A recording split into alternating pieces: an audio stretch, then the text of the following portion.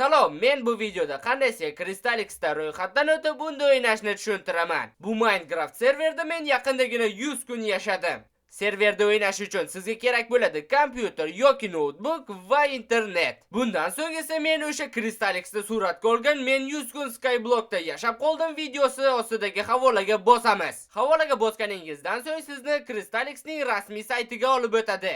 Saytga o'tganimizdan so'ng birinchi navbatda undan ro'yxatdan o'tamiz. Buning uchun o'ng taraf yuqorida turgan tugmaga bosamiz. Bu yerda esa registratsiya, ro'yxatdan o'tish bo'limini tanlaymiz. Birinchi navbatda o'zimizga o'yinda ishlatiladigan nickname tanlaymiz. O'zim ham bilmayman nega obuna bo'ling deb yozdim agar men bu videoni Telegram uchun olayotgan bo'lsam. G'alati, fantaziya yo'qda. Pastidagiga esa o'zingizning elektron pochtangiz, Google akkauntingizni yozasiz. 3-qatorga esa ishonchli parol o'ylab topasiz va uni yozasiz. 4-siga esa o'sha parolni bir xil qilib qaytarib yozasiz. 5-siga esa hech narsa yozishingiz shart emas. Va oxirida mana bu to'rtburchakka bir marta bosib qo'yasiz va registratsiya, ro'yxatdan o'tish tugmasini bosasiz. Tamom. Siz ro'yxatdan o'tdingiz. Yana launcherni yuklab uni ishga tushirishdan oldin skin o'rgatishni ham o'rgatmoqchi edim. Mana bu yerga bosamiz, skin o'rnatish tugmasini bosamiz, skinni tanlaymiz va tayyor. Bir necha soniyada hal bo'ldi.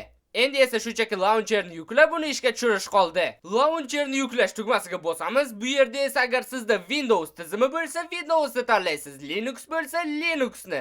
Lekin menda Windows va katta ehtimol bilan ham sizda Windows, shuning uchun Windowsni tanlaymiz. Bu tugmaga bosganimizda xuddi yuklagich yuklanadi. U ataga 6,5 megabayt, lekin uni ustiga bossangiz, keyin launcher yuklanishi ishga tushadi. Bu sizda sal ko'proq vaqt olishi mumkin, sababi allaqachon launcher menda yuklanib bo'lgan. Nima bo'lganda ham oxiri mana bu oynaga yetib kelasiz. Bu yerga esa siz boya o'ylab topgan login va parolingizni kiritasiz.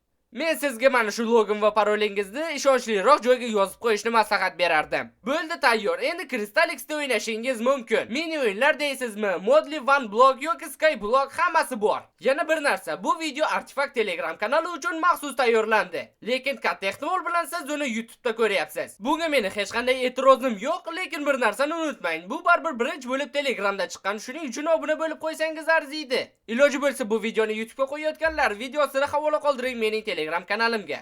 Bo'ldi.